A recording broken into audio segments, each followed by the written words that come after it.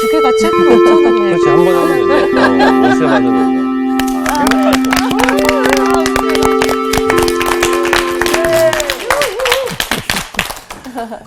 좋아요. 또 제가 습니다 문안 여줄게요. 네. 오늘 여러분 어떠십니까? 좋습니다. 불 안 물불을 안 가리고 가리고 역사 박았다. 일어났다고 그랬는데 열왕기상 그 18장의 그 갈멜산에서 불 내리고 난 다음에 이제 바알의 선지자들을 처단을 했다고 그랬잖아요. 네. 네. 원래 이제 시작할 때는 바알의 선지자들 450명, 아세라 선지자 400명 해서 850명이었거든요. 근데 이제 뒤에 바알의 선지자들을 처단했다. 그러니까 850명이 아니라 바알의 선지자 450명만 처단하고 아세라 선지자 400명은 남은 거 아니냐 그렇게 이제 얘기하는 사람도 있어요. 그래서 정확하게 850명을 처단했는지 그야말로 450명만 처단했는지 그건 잘 모르겠어요. 근데 그 바알 선지자와 아세라 선지자가 짝으로 같이 가니까 내가 볼 때는 850명이라고 이제 보는 게 더 맞겠다는 생각도 좀 하는데 뭐 그런 이야기도 좀 있습니다. 여기서 맞네요. 어쨌든 그 열왕기상 18장에는 갈멜산에 위에 서 있는 물불 안 가리는 역사를 일으킨 이 굉장한 카리스마가 있는 엘리야를 봤다면 이 열왕기상 19장에는 어느덧 도망가가지고 저기 로뎀나무 아래서 누워있는 엘리야를 보게 돼요. 오늘 수업 지명으로 읽는 성경 46강 부엘세바와 호렙산.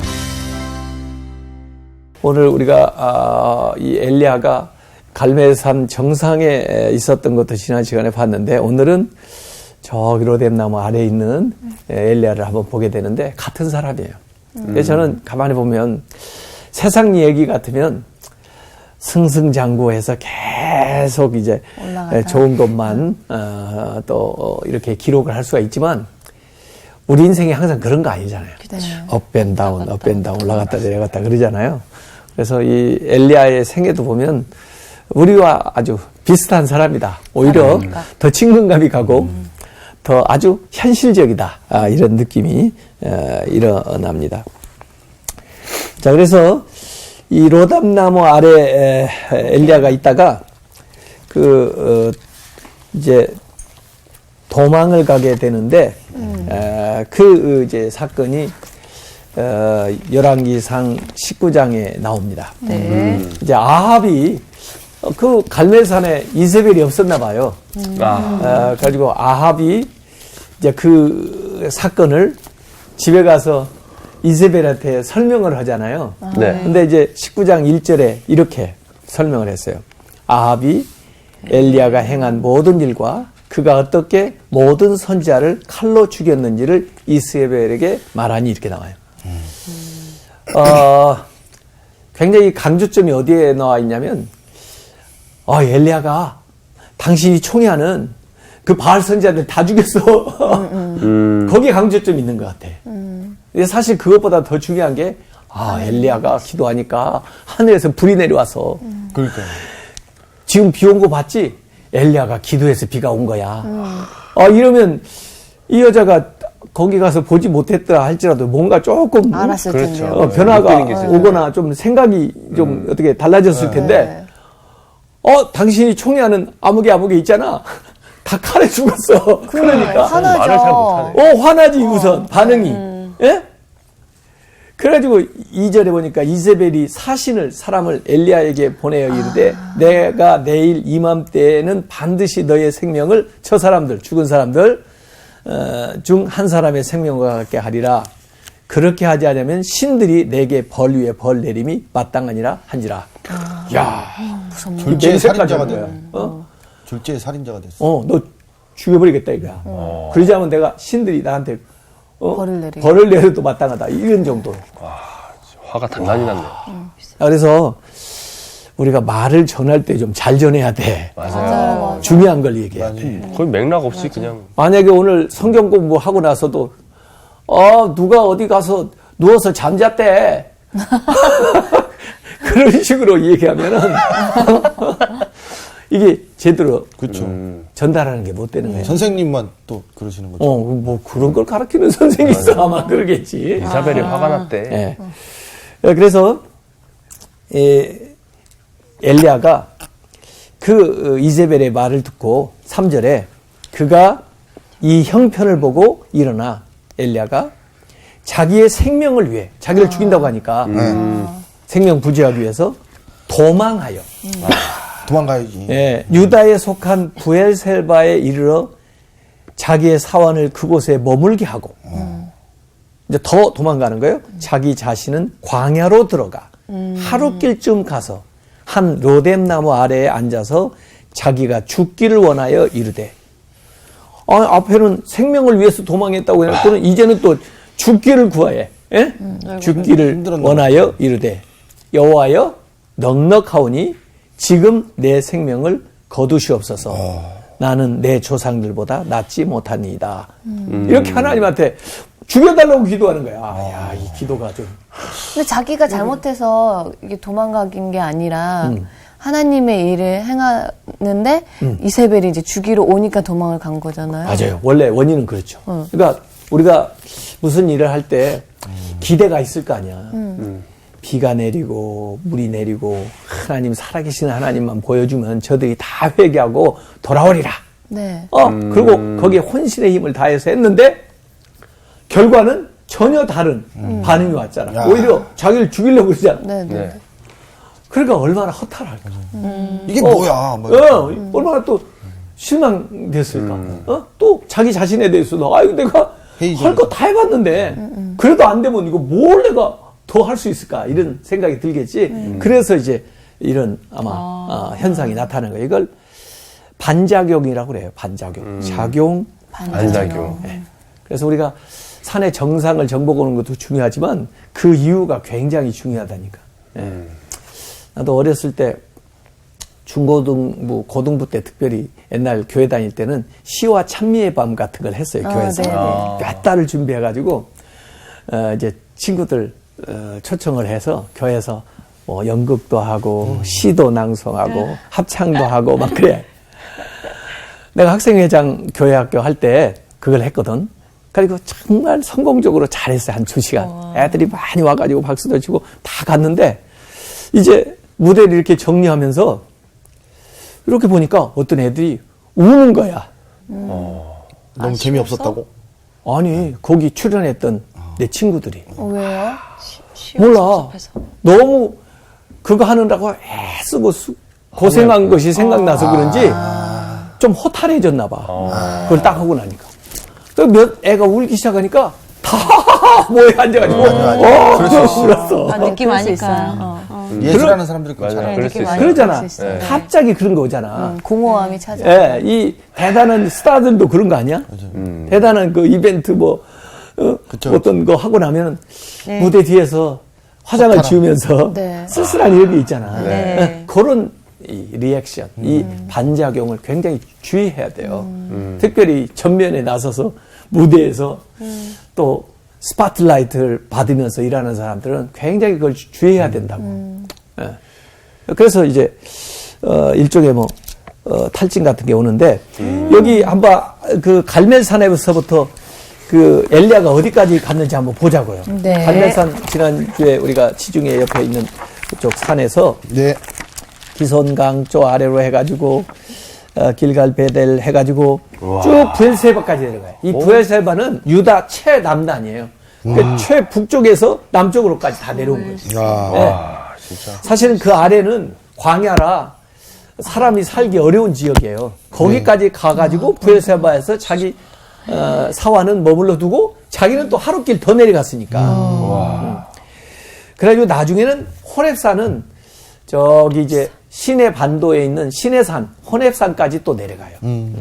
옛날에 그 이제 모세가 그 이제 호렙산, 시내산에 올라갔던 그래서 율법을 받았던 그 산인데 거기까지 엘리야가 쭉 내려간다고. 부엘세바 쪽에 가가지고 그 광야에서 부엘세바 광야에서 로뎀나무 밑에 누워가지고 아까 그랬잖아요. 네. 날 죽여달라. 자기 죽여달라고 여호와여 넉넉하오니 지금 내 생명을 거두시옵소서 이렇게 얘기하잖아요. 근데 그 이스라엘 광야에 가면 정말 불모지니까 비도 오지 않으니까 가끔 가다가 이제 간헐적으로 이렇게 이슬이 내리고 이제 그러니까 또 바람이 엄청 불자 광야에. 광야에 모래밤을 하면요. 바람 불 때 눈도 못 떠. 얼마나 따가운지.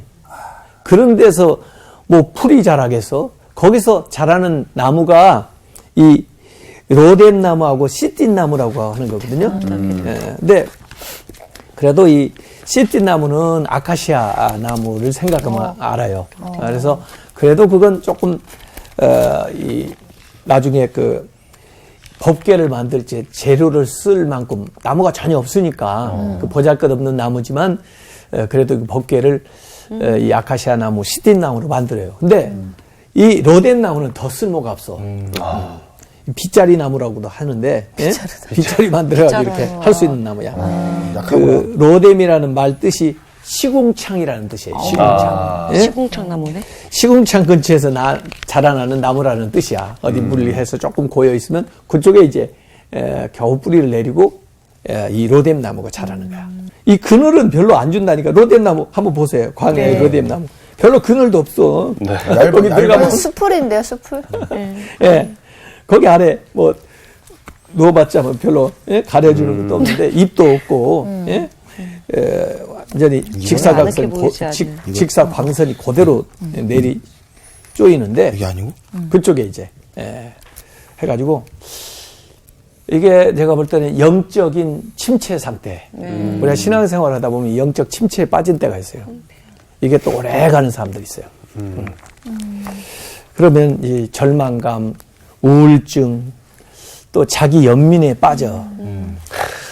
여기 나는 조금 아이러니한 게 아니 정말 죽여달라고 할 거라면 목숨 걸고 한번 그 여자하고도 붙어보지.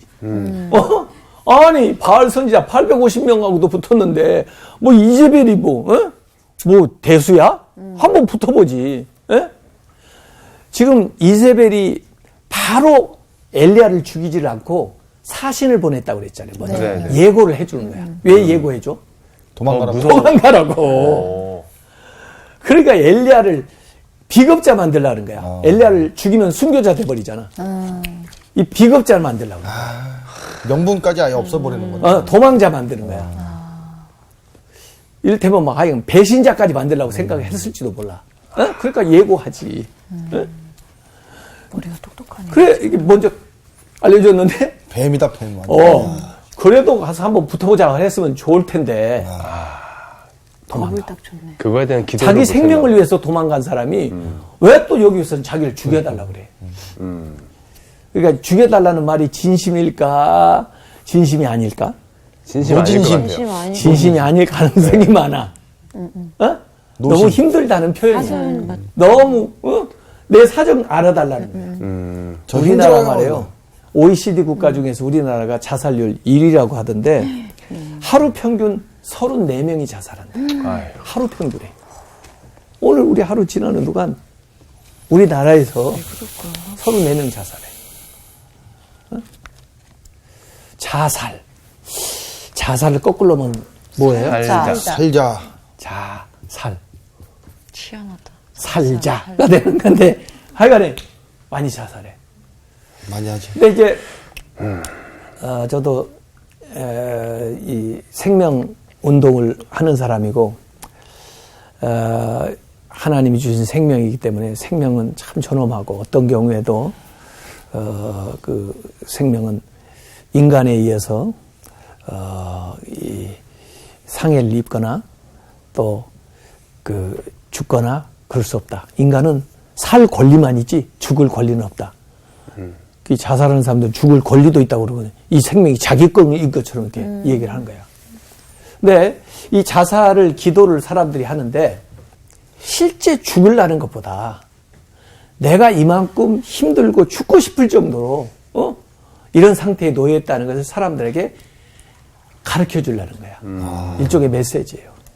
그래서 자살하는 사람들이 그냥 갑자기 죽는 것 같지가 않아요. 주변에다 자꾸 알려주는 거야. 도움을 요청하는 거라고. 맞아요. 그래서 우리가 그걸 귀담아 듣고 또 관심을 갖고 조금만 돌봐주고 함께 해주면 그 고비를 넘어갈 수 있다고요. 근데 그러지 못해가지고 아무리 메시지를 보내도 누구도 응답을 안 해주니까 결국 극단적인 선택을 하는 게 많다고요. 그래서 자살 시도를 하는 사람들도 가만히 알고 보면 나 이렇게 어렵습니다. 나 이렇게 억울합니다. 나 좀 알아주세요. 나 위로가 필요해요. 예? 내 친구가 돼주세요. 그런 메시지를 자꾸 보내는 거라고요. 그래서 우리가 그렇게 찾아가는 것이 굉장히 중요하죠. 그래서 이 엘리야 같은 사람이 이렇게 갈멜산에 대단한 일을 이루신 분도 어느 순간에 전부 거기에서 내려와 가지고 이렇게 도망가서 저 로덴 나무에 누워 가지고 나 죽여주쇼. 왜 하나님 나 이런 일 시켰습니까? 예? 왜 저한테 이런 시련을 주십니까? 제가 아무리 해도 아무 소용이 없잖아요. 예? 제가 더 이상 뭘 하라는 말이에요. 이런 이제 상황에 가는 거죠. 그래서 우리가 이런 사람들의 심정도 한번 돌아볼 필요가 있다. 본헤퍼라는 분 아세요? 본헤퍼라는 신학자, 독일 신학자인데 나치 정권에 이제 이 항쟁을 하고 또 심지어 나중에 그 나치가 너무 많은 사람들을 무고한 사람들을 죽이고 그러기 때문에 그 나치를 이제 그 히틀러를 암살하는 모의 그 집단에 가담했다가 체포돼서 사형 언도를 받고 39살에 죽었네. 39살에 옥중에서 죽었는데 이 옥중 서신에 이런 글이 나와요. 한번 제가 읽어볼게요. 네. 나는 어떤 자일까? 나는 도대체 어떤 자일까? 태연하게, 명랑하게, 확고하게 영주가 자기의 성에서 나오는 것처럼 감방에서 내가 나온다고 사람들은 자주 내게 말하지만 나는 도대체 어떤 자일까? 자유롭게, 다정하게, 맑게 명령하는 것이 나인 것처럼 간수들과 내가 대화한다고 사람들은 자주 내게 말한다. 나는 도대체 어떤 자일까? 침착하게 미소하며 자랑스럽게 승리에 익숙한 자와 같이 불행한 나날을 내가 참고 있다고 사람들은 내게 말하기도 한다. 나는 정말 사람들이 말하는 것과 같은 자일까? 그렇지 않으면 다만 나 자신이 알고 있는 자에 지나지 않는 것일까? 새장 속에 새와 같이 불안하게 그리워하다 병들었고 목을 졸렸을 때 같이 숨을 쉬려고 몸부림치고 색채와 꽃과 새소리를 갈구하고 부드러운 말과 인간적인 친밀을 그리워하고 자유와 사소한 모욕에도 분노에 몸이 떨리고 대사건의 기대에 사로잡히고 저 멀리 있는 친구를 그리워하다 낙심하고 기도하고 생각하고 창작하는 데 지쳐서 허탈에 빠지고 의기소침하여 모든 것에 이별을 고하려고 한다. 나는 도대체 어떤 자일까? 전자일까? 후자일까? 오늘은 이런 인간이고 내일은 다른 인간일까? 양자가 동시에 나일까? 사람들 앞에서는 위선자이고 자기 자신 앞에서는 경멸할 수밖에 없는 불쌍한 약자일까? 혹은 아직 내 속에 있는 것은 이미 승패가 난 싸움에서 흩어져 퇴각하는 패잔의 군대와 같은 것일까? 나는 도대체 어떤 자일까? 이 고독한 물음이 나를 비웃는다. 내가 어떠한 자이건 하나님이여 당신은 나를 아시옵니다. 나는 당신의 것입니다. 이 고뇌, 내가 어떤 자일까? 감옥에 있으면서 이제 사형 당하는 기일이 가까우면서 생각이 많으시죠. 자기가 옳다고 생각한 일을 했지만은 그래도 살고 싶은 일말의 생각이 있을 거 아니에요? 또 그리운 사람들이 있을 거 아니에요? 그러면서 내가 정말 이 양자사에서 어떤 사람이냐. 우리가 갈멜산 꼭대기도 있지만 로뎀산 밑에 로뎀나무 아래에도 언데가 이렇게 가 있다고 하는 것을 우리가 생각을 해봐야 돼요. 그래서 오늘 왜 로뎀나무에 가서 그러고 있나 하는 것을 우리가 좀 한번 생각을 해봐야 그 아래 내려가는 일을 좀 줄일 수가 있어요. 엘리야가 이전에 행동할 때는 말이에요. 꼭 그 행동 전에 하나님의 말씀이 엘리야에게 임하니라는 말씀이 나와요. 그래서 열왕기상 17장 2절에도 그랬고 또 17장 8절에도 그랬고 18장 1절에도 그랬어요. 여호와의 말씀이 엘리야에게 임하니라. 그래서 말씀대로 순종하는 거예요.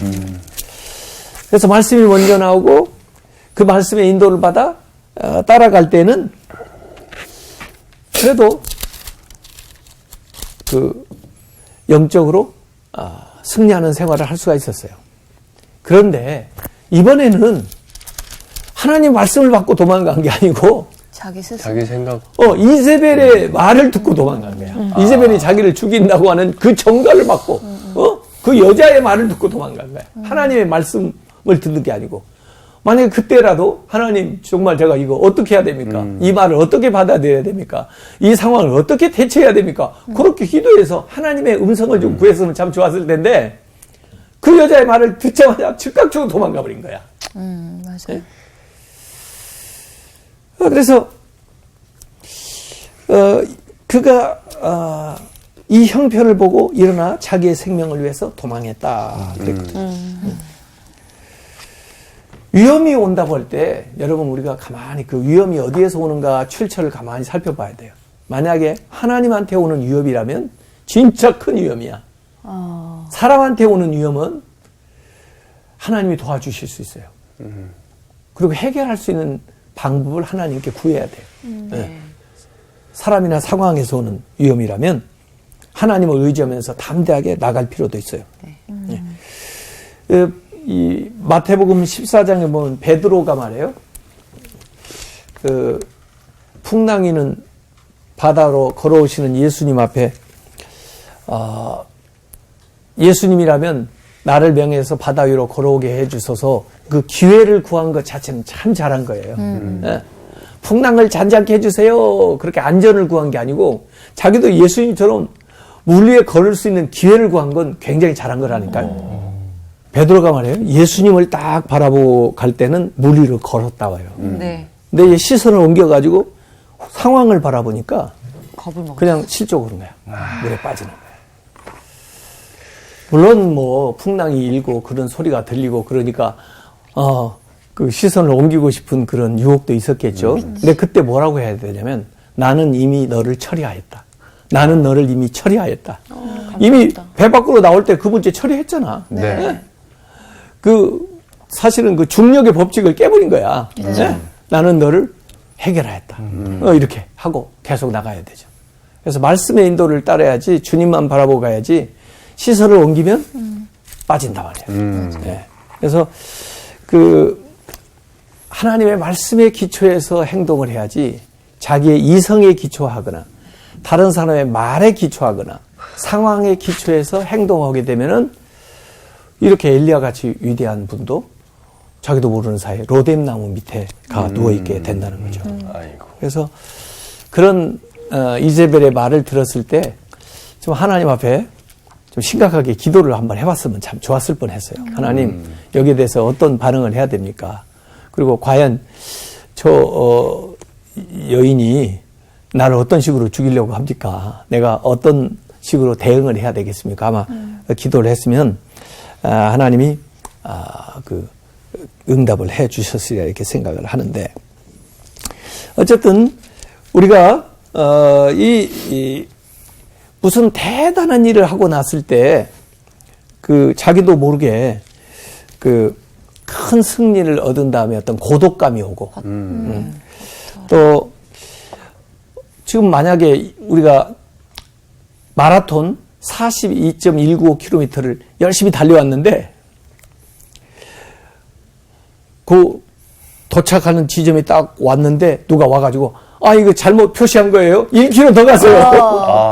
진짜. 그러면 얼마나 지칠까. 네, 여기에다 목표를 딱 정하고 여기까지 힘을 안 배해가지고 왔는데 갑자기 1km 늘어나면은 정말 하늘이 무너질 것 같은 그런 기분이 나요. 지금 싸움 갈매사에서 이걸 끝장을 내면 끝날 줄 알았는데 이거 완전히 연장전이 벌어지는데 이렇게 해도 물불 안 가리는 역사를 일으켜도 이게 안 되면 이게 오는 거야. 이게 허탈감이 딱 오는 거야. 이게. 이게 이제 육체적으로 번아웃, 탈진하게 되는 거죠. 그 아마 갈멜산 전투를 벌이면서 사람들도 많이 있는 데서 이 대단한 정말 사람이 죽고 불이 내리고 이런 아주 전투를 벌이면서 이 사람으로 말하면 아드레날린이 과다 분비돼 가지고 오는 그런 현상일 수도 있어요. 더구나 지금까지 한 3년 동안 뭐 제대로 먹은 것도 없어. 네, 어려운 시절에 또 연단 훈련 받느라고 참 육체적으로도 힘들고 정신적으로도 그 피로가 대단했을 텐데 승리를 얻었는데도 불구하고 오는 그 실망감, 허탈감이 무기력증이 또 인간성에 대한 실망이 또 예기치 못한 그 반응에 대해서 이렇게 어려운 그런 반응이 나오는 것 같아요. 그래서 승리 후에 오는 후유증을 우리가 잘 주의를 해야 돼요. 네. 그래서 자 이렇게 해가지고 나만 혼자 남았다라고 얘기를 하는 거예요. 이게 그 하나님 앞에 다 죽고 나만 혼자 남았습니다. 여기 이제 열왕기상 19장 5절부터 한번 제가 볼게요. 그 로뎀나무 아래 누워가지고 이제 이 얘기하는 거예요. 로뎀나무 아래 누워 자더니 천사가 그를 어루만지며 그에게 이르되 일어나서 먹으라 하는지라. 본즉 머리맡에 숯불에 구운 떡과 한 병 물이 있더라. 이에 먹고 마시고 다시 누웠더니 여호와의 천사가 또다시 와서 어루만지며 이르되 일어나 먹으라. 내가 갈 길을 다 가지 못할까 하노라 하는지라. 이에 일어나 먹고 마시고 그 음식물의 힘을 의지하여 40주 40야를 가서 하나님의 산 호렙에 이르니라. 이렇게 나오는 거예요. 그래서 하나님이 이렇게 찾아와요. 네. 그 나무 밑으로 이렇게 찾아와요. 네. 그러니까 우리가 시리하고 실망할 때 주변에 하나님이 오셨다고 생각하면 맞아요. 네. 그래서 살자라고 생각을 하고 하나님이 옆에 왔다고 이제 생각을 하세요. 근데 하나님이 오셔가지고 우선 그 엘리야가 먹지를 못했고 쉬지를 못했으니까 잠자게 해줘, 잠자. 이 잠을 충분히 자는 게 참 중요해요. 잠이 보약이다. 네. 잠이 보약이다. 네. 자고 싶어요. 그리고 먹여주는 거예요. 그러니까 먹고 자고 그런 거예요.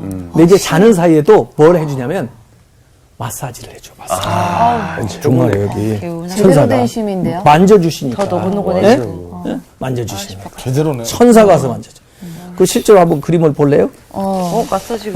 프레데릭 레이튼이 광야의 엘리야 그 와서 자게 하고, 예?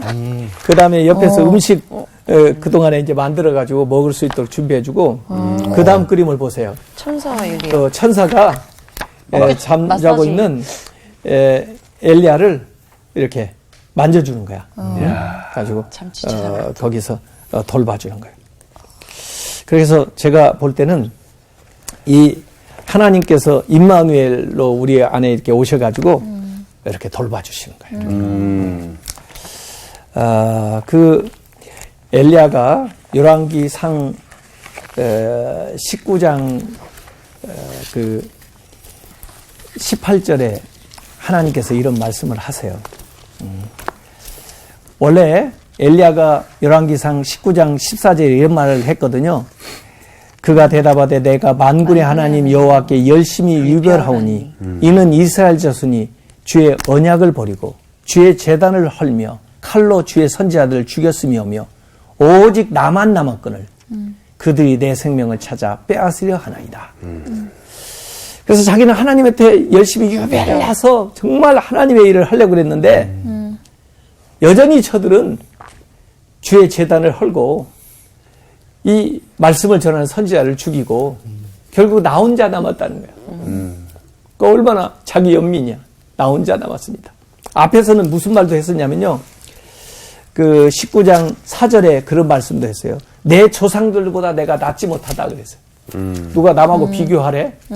누가 모세처럼 되래? 그런데 모세를 보내시지. 나는 그런 감이 안 돼요. 뭐 이런 식으로. 나 혼자만 남았어요. 나 홀로 신드름. 나 알아주는 사람 아무도 없어. 나밖에 없어 세상에. 이런 얘기를 할 때 하나님께서 그에게 이 얘기 하시는 거예요. 열왕기상 19장 18절에 내가 이스라엘 가운데 7,000명을 남겼다. 네 눈에 안 보여? 7,000명. 우리가 힘들고 어려울 때 나 혼자 있다 생각하면 안 돼. 하나님이 7,000명을 내 주변에 붙여줬다는 거예요. 네? 7,000명을 남기더니 다 바알에게 무릎을 꿇지 아니하고 다 바알에게 입맞추지 아니한 자다. 다 죽고 나만 남았습니다. 그랬더니 아니야. 아유, 내가 7,000명을 남겨놨어. 네? 안 보여? 이렇게 얘기하시는 거예요. 이렇게. 어쨌든 이렇게 힘들고 어려울 때는 하나님께서 찾아오셔가지고 그 육체를 먼저 돌봐 주시는 거예요. 그리고 어루만져 주시고, 네. 그 다음에 숯불에 구운 떡과 그 다음에 물을 공급해 주시면서 육체의 기력을 자꾸 회복시켜 주는 거예요. 그래서 아까 나왔던 열왕기상 19장 7절 일어나 먹어라. 네가 갈 길을 다 가지 못할까 하노라.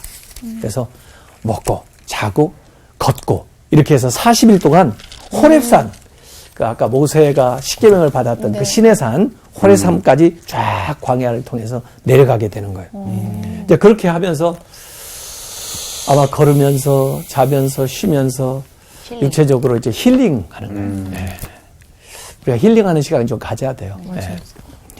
네. 그 신령한 산에 이제 올라갔는데 아마 그 호렙산에 엘리야가 처음 올라갔는지 몰라요. 그렇지만 그 옛날에 모세가 그곳에 올랐던 것들도 아마 생각을 했을 거고 그래요. 그렇죠. 제가 호렙산 전경을 그 호렙산 위에서 찍은 사진을 이 새벽에 호렙산에 올라가가지고요. 해가 탁 떠오르는 그 모습을 보면 이런 장관이에요. 직접 찍으신 거예요?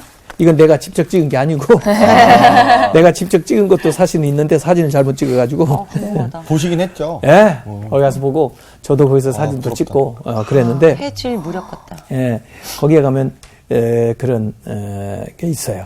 호렙산 전경이 쭉 펼쳐져요. 근데 이제 거기 가서 가만히 이제 그 굴에 들어가 있었거든요.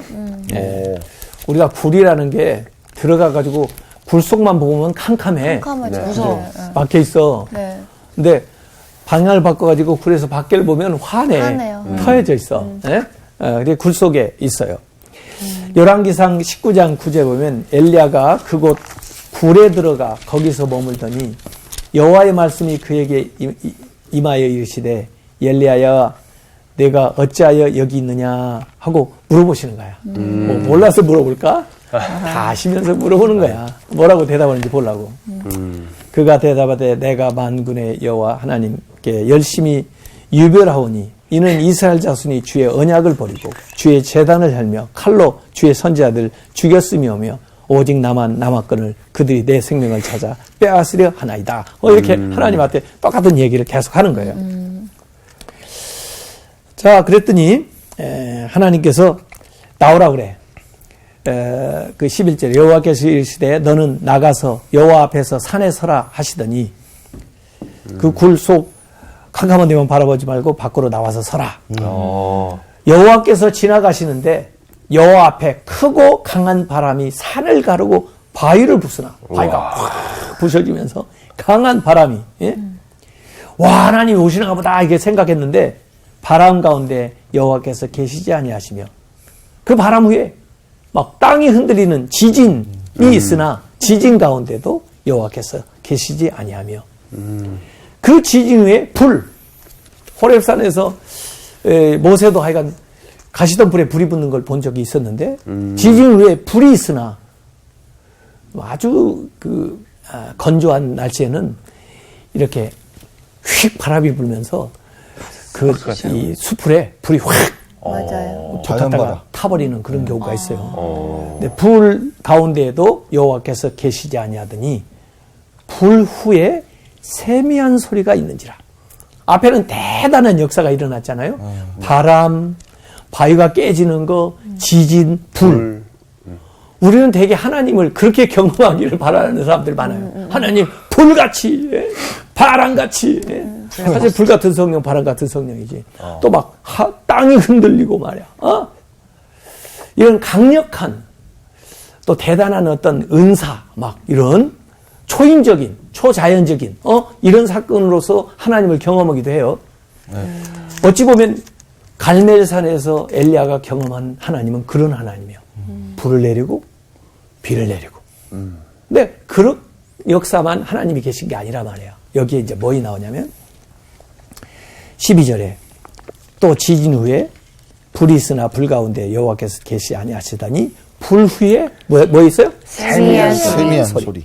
이 귀를 잘 기울여야 들을 수 있는 세미한 소리가 있는데 엘리야가 듣고 겉옷으로 얼굴을 가리고 나가 굴 어귀에 섬에 소리가 그에게 임하여 이르시되 엘리야야 내가 어찌하여 여기 있느냐.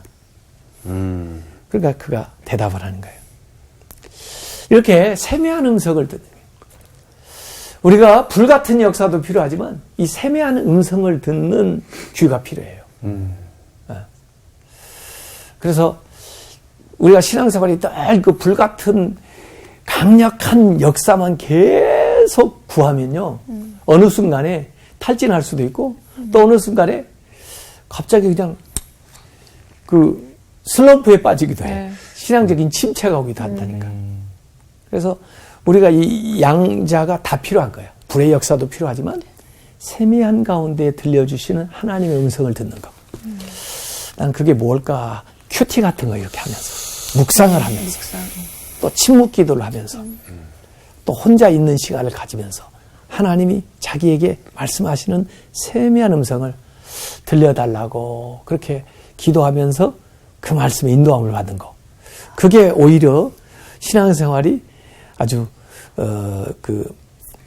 잘 유지되면서 견고하게 서가는 그런 방법이 될 수가 있는 거예요. 그래서 여기 이제 이 엘리야는 새로운 체험을 하게 되는 거죠. 그래서 일상생활 속에서 아주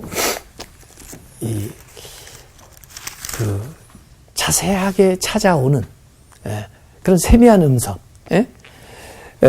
그 영적인 민감성이 있어야 느낄 수 있는 그런 차원에서 이제 찾아오는 그런 내면의 음성, 하나님의 음성을 구해야 된다. 너무 극적인 체험만 우리가 구하게 되면은 어느 순간에 로뎀나무 밑에 가서 누워있을 수도 있다. 이런 생활을 우리가 생각을 해야 돼요. 그래서 산 위의 그 대단한 체험은 산 아래에서의 일상생활에서의 영성으로 이렇게 보편화되어야 우리가 날마다 주님의 은혜를 의지하면서 살아갈 수가 있어요. 자, 이때 엘리야에게 새로운 사명을 주세요. 어찌 보면 우리가 왜 이렇게 탈진하고 힘드냐? 새로운 사명을 받지 못해서 그래. 왜 내가 죽고 싶으냐? 삶의 이유를 발견하지 못해서 그래. 그래서 비전을 딱 주시는데 세 가지 비전을 주시더라고요. 그래가지고 가서 앞으로 다메섹에 가서는 하사엘에게 기름을 부어 아람 왕을 삼고 아니 엘리야는 유다 사람인데 아람 나라 왕을 가서 하사엘을 세워서 왕을 세우라. 그러니까 대단한 거죠. 그 다음에 예후에게 기름을 부어 이스라엘의 왕이 되게 하고 지금 현재는 아합이 왕이지만은 예후에게 기름을 부어서 이스라엘의 왕이 되게 해라. 왕을 세우는 사람이 돼요. 또 엘리사에게 기름을 부어 지금 엘리야가 선지자인데 그의 후계자로 엘리사에게 기름을 부어 너의 뒤를 잇게 해라 하는 이 세 가지의 사명을 이 열왕기상 19장 15절에서 18절까지 주는 거예요. 그래서 그 사역의 범위가 굉장히 넓어지잖아요. 아람에서 지금으로 말하면 이제 시리아인데 또 이스라엘 왕을 세우는 것으로 해서 이 아합과 이세벨의 시대가 이제 끝난다는 걸 이렇게 알려주는 거고 그 다음에 자기만의 일이 아니라 혼자라고 그러니까 아니다. 7,000명 숨겨놨다고 그랬는데 엘리사를 통해서 이 사역이 계속될 것을 얘기를 하게 되는 거예요. 그러면서 하사엘의 칼을 피하는 자는 예후의 칼에 죽고 예후의 칼을 피하는 자는 엘리사의 말씀의 검에 죽게 될 것이다. 이렇게 이 예언하는 것으로서 사역을 이제 진행해 나가도록 그렇게 하는 겁니다. 그래서 그 갈멜산에 엘리야도 우리가 봤고 로뎀나무 아래에서 엘리야도 봤고 또 이 신에서 이 호렙산에서 다시 자신의 사명을 깨닫고 나아가는 그 엘리야도 우리가 이렇게 보게 됩니다. 그래서 사명자의 길을 따라 나아가고 결국 그 하나님의 뜻을 완수하는 그 엘리야의 이 생애. 그리고는 엘리야는 죽지 않고요, 승천했어요. 승천했어요. 그래요? 하늘로 승천했어요. 그게 이제 다음에 나옵니다. 그래서 엘리야를 이은 엘리사 얘기 다음에 또 여러분에게 찾아와서 드리겠습니다. 고맙습니다.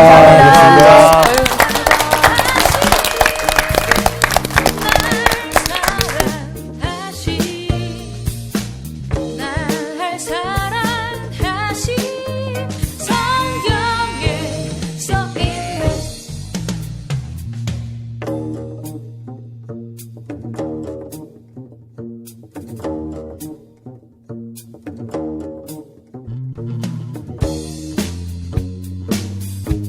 about the love of Jesus. 이번 주 퀴즈입니다. 엘리야와 바알과 아세라의 선지자 850명이 대결한 산은 어디일까요? 1.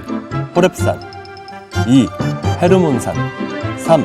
갈멜산. 정답을 아시는 분은 CBS 성서학당 홈페이지에 정답을 올려주시거나 우편으로 보내주시면 됩니다. 선정되신 분들에게는 대한성서공회에서 성경 통독을 위한 최고의 자습서 성경 2.0, 세상을 바꾸는 복음 매거진 크리스채너티 투데이 1년 정기 구독권, 성서학당 선생님들의 저서 중 하나를 드립니다.